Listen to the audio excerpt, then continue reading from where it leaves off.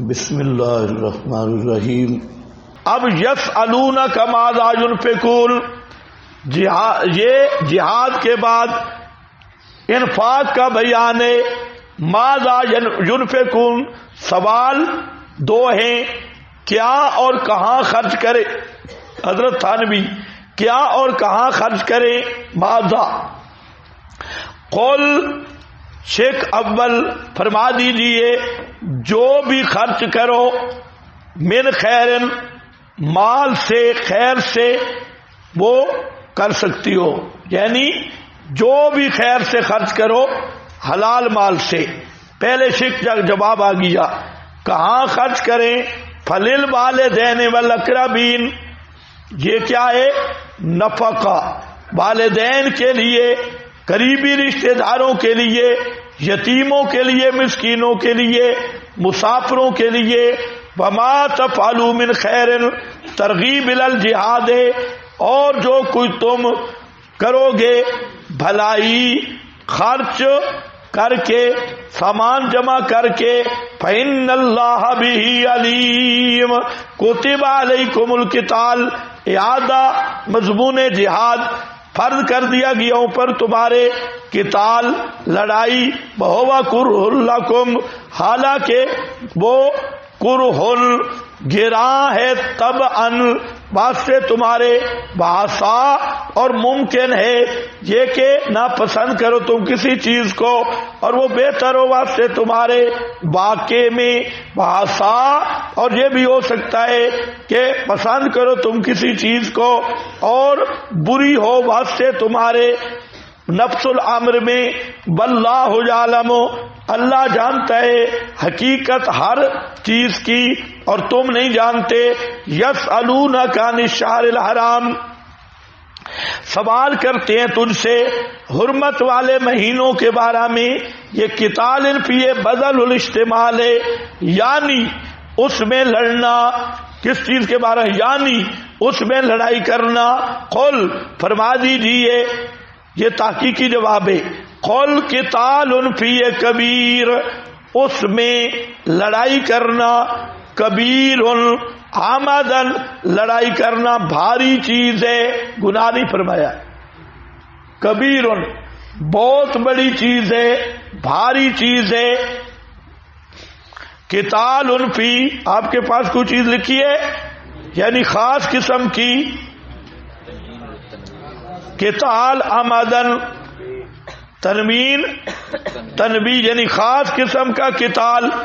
اس میں کبھی ایک تو وہ ہے نا، وہ چڑھائی کر دیں، وہ تو پہلے آ گیا۔ بصد، یہ الزامی جواب ہے، علت اول، اچھا بندہ قتل ہو گیا، تاریخ کا پتہ نہیں چلا، وہ سمجھ رہے تھے کہ شعبان شروع ہو گیا، رجب یا اس سے پہلے مہینہ تھا، بہرحال ایک تاریخ چاند کا فرق لگ گیا۔ مشرکوں نے بڑا شور کیا، دیکھو ان وہابیوں کو، ان کو تو حرمت والے مہینوں کا لحاظ بھی نہیں۔ اللہ نے فرمایا جی، 5 جواب دیے، ایک تحقیقی اور 4 رگڑے، صحیح رگڑا۔ یہ ہے قتال فیہ کبیر، اس کی حرمت باقی ہے نہیں باقی؟ صحیح بات ہے کہ اب باقی نہیں، بعض فقہا نے اب باقی رکھا۔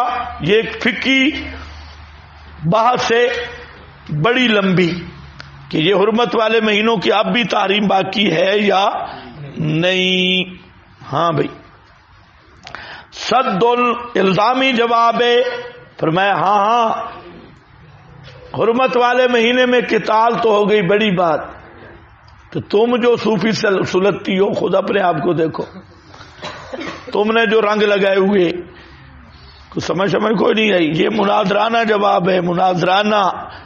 ہاں، قرآن تمہیں مناظر بھی بنا رہا ہے، ٹھیک ہے جی، حرمت والے مہینے میں غلطی ہو گئی قتال کی، ٹھیک ہے، تو انہوں اپنی غلطیاں نہیں نظر آنی ہیں، اپنی بھی دیکھو بھی تم نے کون سے رنگ لگائے ہوئے۔ صد، روکنا دوسروں کو، ان سبیل اللہ، اللہ کی توحید سے ایک، وَكُفْرٌ بِهِ اور اللہ کی توحید کا انکار کرنا دو، وَالْمَسْجِدِ الْحَرَامِ اور مسجد حرام سے روکنا تین، وَإِخْرَاجُ أَهْلِهِ اور نکالنا ان کے اہل کو منہ مسجد حرام سے۔ کتنے ہو گئیاں؟ چار۔ یہ جو چار وجوہاتیں اکبر عند اللہ، یہ بڑی ہیں اللہ کے ہاں، قتال فی سے۔ تم کہتے ہو جی حرم حرمت والے مہینے میں بندہ مارا گیا، وہ بندہ کتنے؟ مشرک ہی مارا گیا ہے، ہمارا بندہ مار دیا، مشرک ہی مارا ہے، تو چلو وہ بھی بڑی بات صحیح، لیکن چار چیزیں تم کون ہو؟ ہاں توحید کے دشمنوں، تم کٹر کافر ہو۔ تم خود بتاؤ، لوگوں کو توحید سے روکنا، لوگوں کو توحید سے روکنا، توحید کا انکار کرنا، مسجد حرام سے جو اس کے اہل ہیں، سبحان اللہ، جو اس کے لائق ہیں، مومنوں کو روکنا، اور مسجد حرام سے اس کے لائق لوگوں کو باہر نکالنا۔ یہ چار کیس ہیں تم پر ہو مشرکو۔ تم ایک کیس لیے پھرتے ہو جی، بندہ مارا گیا، چار علتیں۔ ہاں بھائی، پانچویں وہ ہے اکبر عند اللہ، یہ تمام کی خبر ہے۔ والفتنہ تو، اور یہ پانچویں چیز، اور فتنہ یعنی شرک، اور فتنہ یہاں کیا ہے؟ شرک کرنا، لوگوں کو شرک پر مجبور کرنا۔ اکبر من القتل، یہ قتل سے اکبر ہے۔ ولا یزالون یقاتلونکم حتی یردوکم عن دینکم، یہ علت سادسہ ہے، چھٹی علت قتال کی۔ اے صحابہ کو تیار کیا جا رہا ہے، ٹریننگ دیکھو۔ یہ ان کو ارمان لگا تھا کہ حرم حرمت والے مہینے میں ہم سے بندہ مارا گیا، اللہ نے، وہ بھی اعتراض کر رہے تھے، اللہ نے فرمایا ذرا دیکھو، ایک یہ تم نے کام کیا، چلو یہ بڑا صحیح، تو انہوں نے جو کیے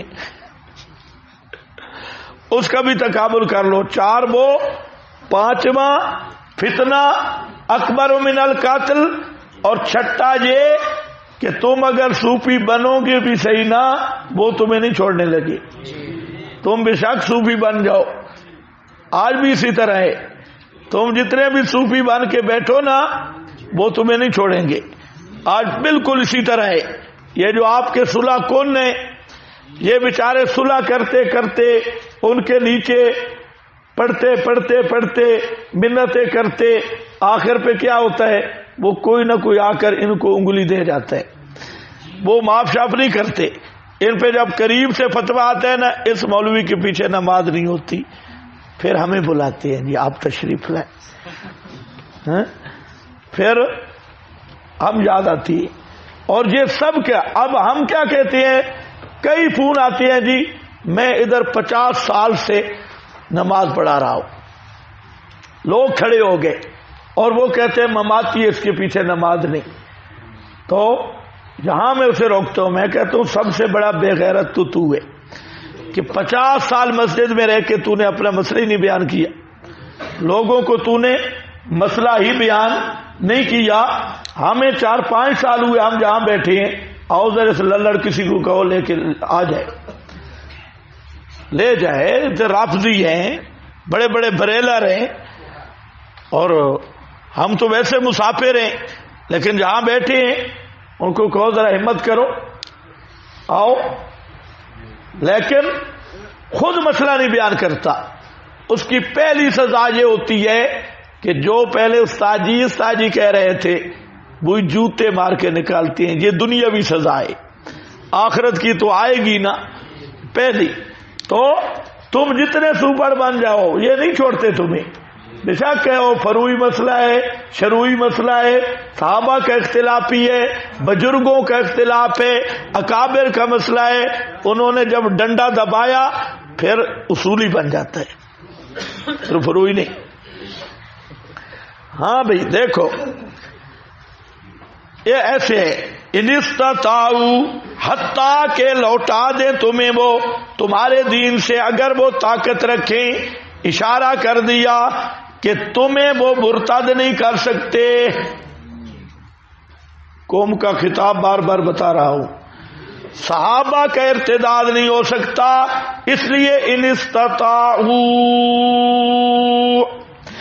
وَمَن يَرْتَدِدْ مِنْكُمْ عَنْ دِينِهِ فَيَمُتْ وَهُوَ كَافِرٌ، اور جو مرتد ہوگا، میں نے بتایا یہ ارتداد صوری ہے.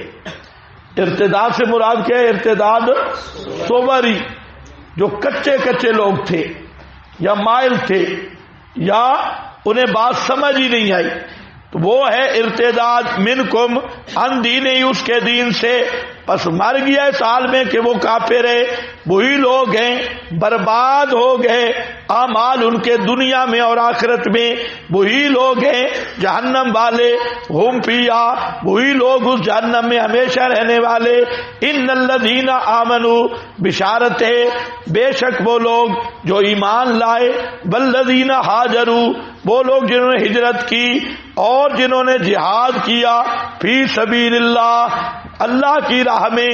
اولئک، یہی لوگ ہیں یرجون رحمت اللہ، خبر بمعنی انشاء، امید رکھیں اللہ کی رحمت کی.